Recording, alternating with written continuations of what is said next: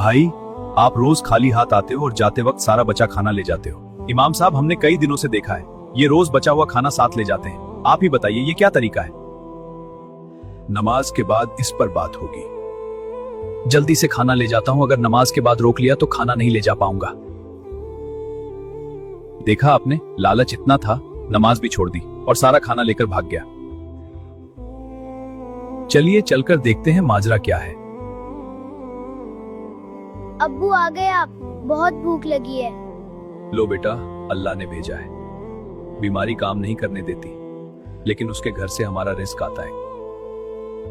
हम इसे लालची समझ रहे थे, ये तो मजबूर था। अब्बू, आज मस्जिद नहीं जाओगे? आज अल्लाह खाना नहीं देंगे।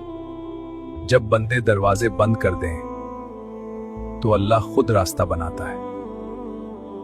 आज वो दिख नहीं रहे, शायद कल की बात से दिल दुख गया।